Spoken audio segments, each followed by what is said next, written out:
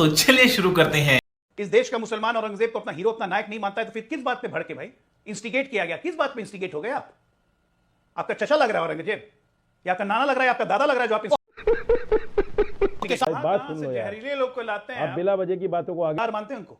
और कोई हिंदू अपना बच्चे का नाम जयचंद मान सिंह नहीं रखता है, लेकिन आपके मुसलमानों में अकबर रखा जाता है, औरंगजेब रखा जाता है। हिंदुओं में कोई जयचंद नहीं रखता है, विभीषण नहीं रखता है, रावण अपने बच्चे का नाम नहीं रखता है, आप लोग रखते हैं। औरंगजेब भी रखते हैं, अकबर भी रखते हैं, हुमायूं भी रखते हैं, जहांगीर भी रखते हैं। बात तो सही है। अभी रशीदी को स्क्रीन पर दिखा दीजिए। दोनों झंडे बंदा हरे लगा के बैठा है, बीच में खजूर उग रहा है। ये अरब और खजूर और अरब के रेगिस्तान से भारी नहीं आ पा रहे हैं। इससे बोलो कि दो तिरंगों के बीच में पीपल का पत्ता लगा लो। भारत की संस्कृति पीपल से जुड़ती है। आप देखो वो मना कर देगा, उसको अभी भी खजूर से प्यार है। नमस्कार दोस्तों, आज की डिबेट का विषय औरंगजेब पर चल रहे विवाद का है। बीजेपी प्रवक्ता अजय आलोक का कहना है कि औरंगजेब इस देश का नायक नहीं है। हालांकि उनके बयान में उन्होंने कुछ झूठ भी नहीं कहा है। अजय आलोक ने औरंगजेब पर चल रहे विवाद को लेकर विपक्ष के समर्थन की भारी आलोचना की। साथ में उन्होंने कहा कि उनका शासन भारतीय समाज के लिए विभाजनकारी था। उनका कहना था कि औरंगजेब की नीतियां आज भी समाज में विवाद पैदा करती है। मगर सच ये भी है साथ में कि आज भी औरंगजेब अपने क्रूर शासन के लिए भारतीय राजनीति में विवाद की वजह बना हुआ है।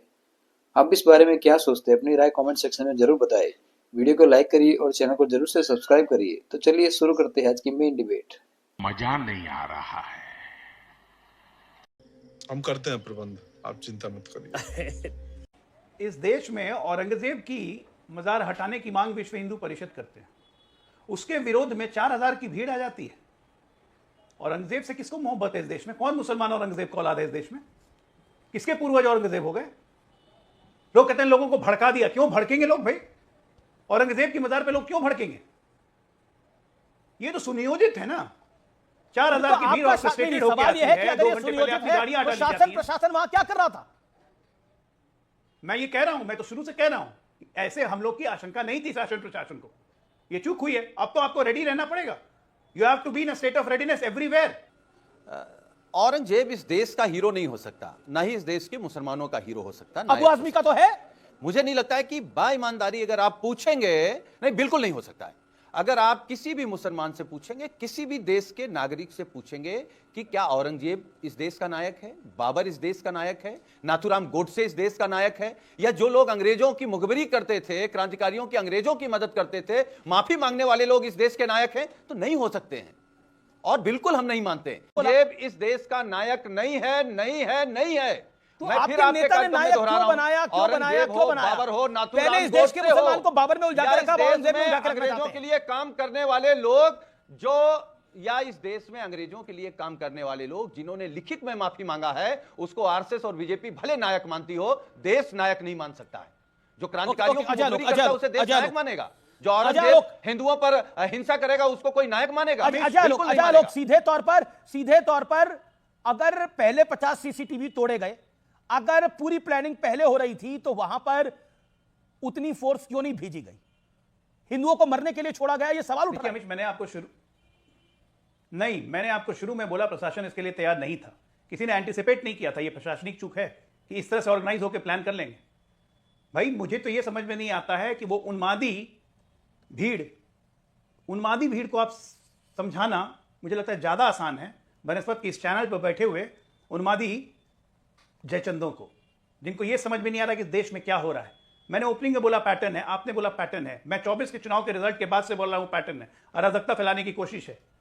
हमने स्टेट ऑफ रेडीनेस में रहना पड़ेगा हर समय। इस देश का मुसलमान औरंगजेब को अपना हीरो, अपना नायक नहीं मानता है तो फिर किस बात पे भड़के भाई? इंस्टिगेट किया गया, किस बात पे इंस्टिगेट हो गए आप? आपका चचा लग रहा है औरंगजेब, या आपका नाना लग रहा है, आपका दादा लग रहा है जो आप ओके, साजिद रशीदी इंस्टिगेशन कहां से हुआ? साजिद रशीदी भी मेरे साथ है, काफी देर से वेट कर रहे हैं। मैं माजरत चाहता हूं, माफी चाहता हूं, काफी देर से वेट कर रहे हैं। एक सेकंड अच्छा लो, 40 सेकंड में बोलने। साजिद रशीदी, इंस्टिगेशन कहां से हुआ? बहुत शुक्रिया अमीश भाई, आपने 35 मिनट के बाद में 40 सेकंड का टाइम दिया। बहुत शुक्रिया आपका, धन्यवाद। मैं तो ये समझ रहा था कि शायद भूल ही जाएंगे आप। नहीं, ऐसा कैसे हो सकता है? आपको कैसे भूलेंगे? खैर बहरहाल, अभी देखिए, अभी बात हुई औरंगजेब की महिमा मंडन की। लेफ्टिस्टों ने सिर्फ महिमा मंडन नहीं किया, जो राइट विंग के हिस्ट्रीकार हैं उनको भी आप पढ़ लीजिए। जयदेव नाथ सरकार लेफ्टिस्ट नहीं है, इन्होंने भी बाकायदा महिमा मंडन किया है।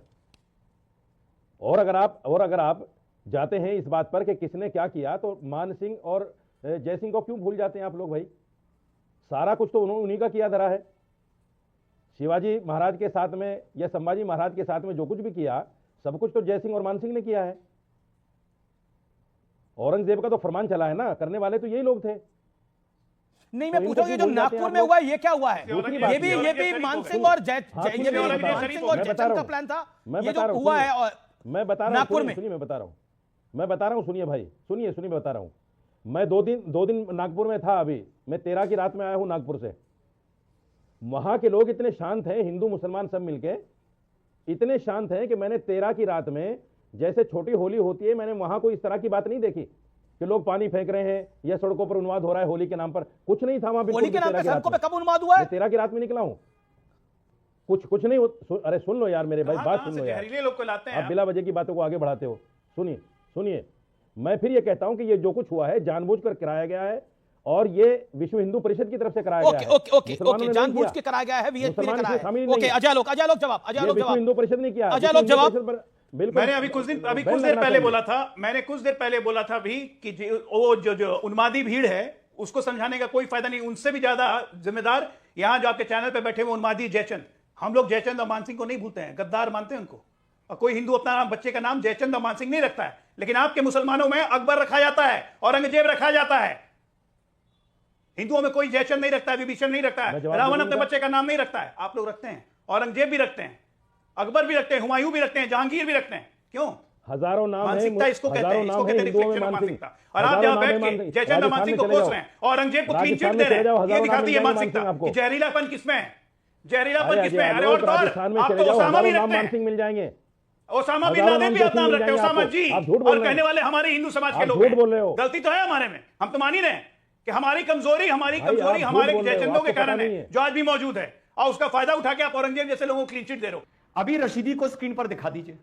दोनों झंडे बंदा हरे लगा के बैठा है, बीच में खजूर उग रहा है।